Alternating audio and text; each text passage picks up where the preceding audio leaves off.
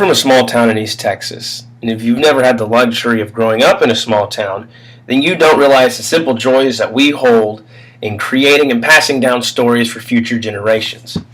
Perhaps the biggest and most iconic for my small town is that of Fuller's Park.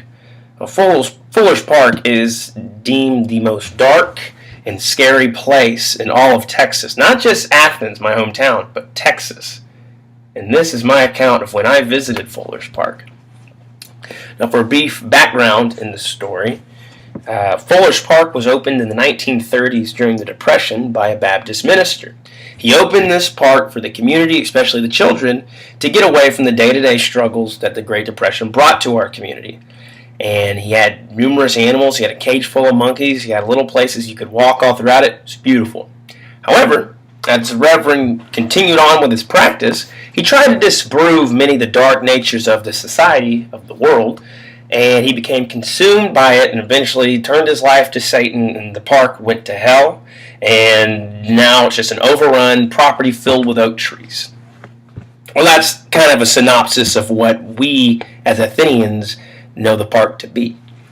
Now, I've grown up hearing this story. I heard it for many years, and it wasn't until my sophomore year in high school that a group of my friends and we decided to go to Fuller's Park. We were no longer bound to the shackles that our parents had on us because we had cars. We could drive. So one night, we came up with some excuse. We were sleeping at each other's house, and we snuck out, and we drove our cars around midnight or 1 in the morning to Fuller's Park. We parked our car and started walking to the park. And the time we were all reminiscing of the stories we've heard and the very scary nature of the place. You would hear things of lights randomly appearing in the park, people burning flames in the middle of this property, and it was generally not a safe place for us to go, but here we are 16 years old and doing it.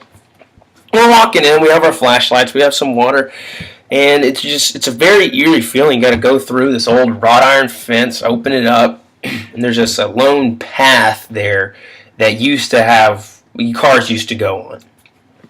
And so we're walking down, and we're there for 10 minutes. It's creepy. Just hear a couple of birds and crickets. Keep going down a little more. It's 20 minutes. It's kind of the same deal. 45 minutes in, we realize what's going on. Are we supposed to see something? Is something supposed to jump out at us? But no, we come to the realization that this is just a park. There's nothing scary to it. So for 16 years, I've been hearing this story of how frightening this place is to any soul that dares enter its gates. And I go in and I just realize it's just a bunch of trees and a bunch of black darkness because it's nighttime.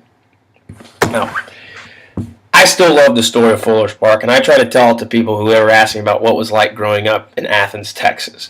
And really, I realized two things that day. One, that most of the stories about my small town are not true at all.